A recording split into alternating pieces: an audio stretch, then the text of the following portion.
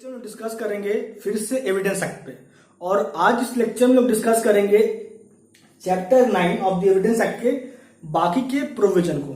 तो आज हम इस लेक्चर में डिस्कस करने वाले सेक्शन 130 से 134 पे। तो बिना समय गवाए लेक्चर को स्टार्ट करने से पहले अगर आप मेरे चैनल पे नए हैं तो नीचे दिए गए सब्सक्राइब बटन पे क्लिक करें, चैनल को सब्सक्राइब करें, बेल आइकन दबाएं ताकि आपको डेली लेक्चर मिल सके। अगर आपको कोई समस्या है लॉ से रिलेटेड तो आप कमेंट बॉक्स में कमेंट जरूर करें। तो चलिए स्टार्ट करते हैं आज के लेक्चर को। तो सबसे पहले सेक्शन 130 पे आते हैं। सेक्शन 130 सेक्शन 130 अप्लाई होगा तो सिर्फ और सिर्फ सिविल मैटर पे ही अप्लाई होता है। क्लियर, पहला पॉइंट। अब आइए समझते हैं कॉन्सेप्ट सेक्शन 130 का। सेक्शन 130 कहता है कि आप वैसे विटनेस को कंपेल नहीं कर सकते हैं जो विटनेस पार्टी नहीं है टू दी सूट। वैसे विटनेस को आप कंपेल नहीं कर सकते हैं। कुछ ऐसे डॉक्यूमेंट है उसके प्रोडक्शन को लेके। अब वो डॉक्यूमेंट है क्या क्या? तो पहला है कि आप उस विटनेस को टाइटल डीड प्रोड्यूस करने के लिए नहीं कह सकते हैं या कंपेल नहीं कर सकते हैं। क्लियर, पहला।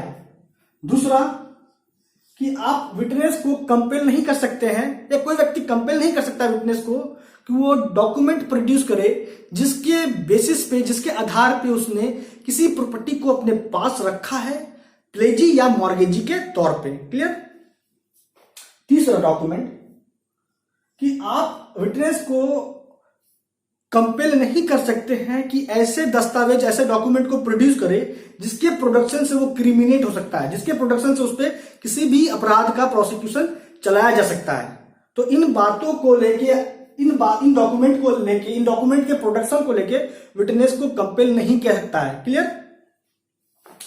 लेकिन इसके एक्सेप्शनल केसेस में आते हैं तो कहता है कि अगर विटनेस उस पार्टी, उस व्यक्ति से एग्रीमेंट कर ले लिखित में ऐसे डॉक्यूमेंट के प्रोडक्शन को लेके, तब जाके वह व्यक्ति जो चाहता है कि विटनेस ऐसे डॉक्यूमेंट को प्रोड्यूस करे, तब वह व्यक्ति क्या करेगा या उसका जो भी रिप्रेजेंटेटिव होगा उस व्यक्ति का, वो कंपेल कर सकता है उस लिखित एग्रीमेंट के आधार पे जो हुआ है विटनेस और उस पार्टी के बीच में, उसके आधार पे कि विटनेस ऐसे डॉक्यूमेंट को प्रोड्यूस करे, कंपेल कर सकता है तब। क्लियर। तो आपको इतनी बातों की जानकारी सेक्शन 130 से मिली। अब आगे बढ़ते हैं, आते हैं सेक्शन 131 में। सेक्शन 131 देखिए, जो सेक्शन 131 का हेडिंग है वो क्या कहता है? प्रोडक्शन ऑफ डॉक्यूमेंट और electronic record which another person having position could refuse to produce. मतलब क्या है समझिए कॉन्सेप्ट सेक्शन 131 का। मान लीजिए ए है और बी है। क्लियर। अब यहां समझ लीजिए बात को कि अगर कोई डॉक्यूमेंट, दस्तावेज या इलेक्ट्रॉनिक रिकॉर्ड बी के पोजीशन में होता तो बी को कोई कंपेल नहीं कर सकता था कि वह उस डॉक्यूमेंट या इलेक्ट्रॉनिक रिकॉर्ड को प्रोड्यूस करे। इस बात को लेकर कोई बी को कंपेल नहीं कर सकता था।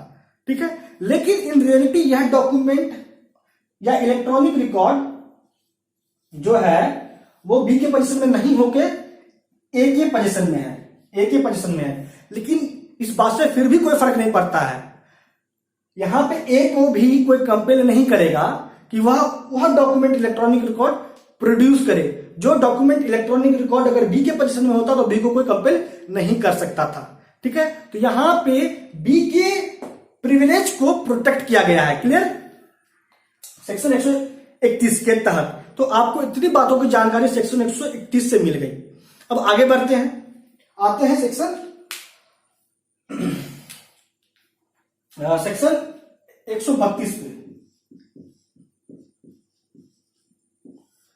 सेक्शन 132 कहता है विटनेस को एक्सक्यूज्ड नहीं किया जाएगा कि वो आंसर ना करे ऐसे क्वेश्चन का। ठीक है। इस ग्राउंड पे कि अगर विटनेस उस क्वेश्चन का आंसर किया तो उससे वो क्रिमिनेट हो सकता है, या फिर वो क्रिमिनेट होगा, या फिर वो लायबल हो जाएगा पेनल्टी के लिए, या फिर वो या उसके प्रॉपर्टी पे फॉरफीचर का लायबिलिटी आ जाएगा। तो इस ग्राउंड पे विटनेस को एक्सक्यूज नहीं दिया सकता है कि वह क्वेश्चन के आंसर को ना दे। अगर क्वेश्चन का संबंध फैक्टिंग इश्यू से है तो। क्लियर? मतलब क्या हुआ कि अगर मान लीजिए विटनेस से ऐसा कोई सवाल पूछा गया जिसका संबंध है फैक्टिंग इश्यू से, जो रिलेवेंट है, क्लियर, जो रिलेवेंट है फैक्टिंग इश्यू से, और अगर वो क्वेश्चन पूछा गया उससे संबंधित, तो विटनेस उस क्वेश्चन का जवाब देने से मना नहीं कर सकता है इस ग्राउंड पे कि अगर वह उस क्वेश्चन का जवाब दिया तो उससे वो क्रिमिनेट हो जाएगा या हो सकता है, ठीक है, या फिर उस पर लायबिलिटी आएगा पेनल्टी का, या वो पेनलाइज होगा, या उसकी प्रॉपर्टी को फोरफिट किया जा सकता है। इस ग्राउंड पे वो एक्यूज नहीं हो सकता है। क्लियर?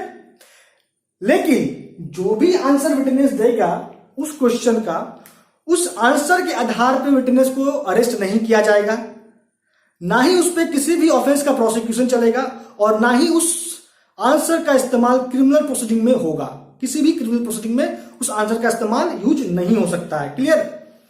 परंतु अगर विटनेस ने आंसर फॉल्स दिया, गलत आंसर दिया है क्वेश्चन का, तो विटनेस पे प्रोसिक्यूशन चलेगा फॉर गिविंग फॉल्स एविडेंस। तो यहां पे विटनेस पेनलाइज्ड होगा इंडियन पेनल कोड के सेक्शन 193 के अकॉर्डिंग। क्लियर? तो इतनी बातों की जानकारी आपको सेक्शन 132 से हो गई। अब आगे बढ़ते हैं, आते हैं नेक्स्ट सेक्शन पे, सेक्शन 100,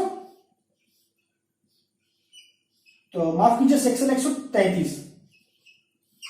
सेक्शन 133 बहुत इंपॉर्टेंट है, बहुत ज्यादा इंपॉर्टेंट है।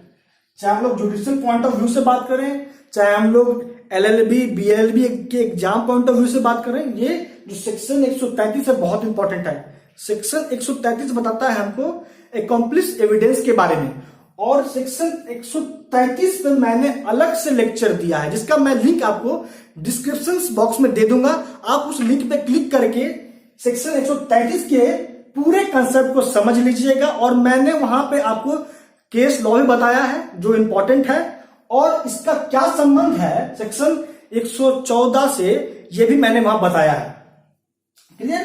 तो आगे बढ़ते हैं और चैप्टर 9 के अंतिम प्रोविजन को समझते हैं, जो है सेक्शन 134। सेक्शन 134 कहता है कि किसी भी फैक्ट को प्रूव करने के लिए कितना विटनेस का आवश्यकता होगा, कितना संख्या होना चाहिए विटनेस का, इस बात को लेके कोई फिक्सेशन नहीं है। मतलब किसी भी फैक्ट को प्रूव करने के लिए विटनेस एक भी लग सकता है, दो भी लग सकता है, तीन भी लग सकता है, ठीक है, कोई फिक्सेशन नहीं है विटनेस के संख्या पे। ठीक है, क्लियर? समझ में आ गया? मतलब किसी भी फैक्ट को प्रूव करने के लिए आप जितना चाहे उतना विटनेस को प्रोड्यूस कर सकते हैं। क्लियर? इतनी सारी बातों की जानकारी आपको सेक्शन 134 से मिली। तो दोस्तों लेक्चर को हम लोग अब कंक्लूड करते हैं। तो आज इस लेक्चर में हम लोगों ने डिस्कस किया सेक्शन 130, 31, 32, 33 का लिंक मैं आपको डिस्क्रिप्शन बॉक्स में दे दूंगा, और अंतिम 134 आपका चैप्टर 9 एविडेंस एक्ट कंप्लीट हो गया। तो दोस्तों आज इस लेक्चर में इतना ही। आपका अब तक हमारे साथ बने रहने के लिए बहुत बहुत धन्यवाद।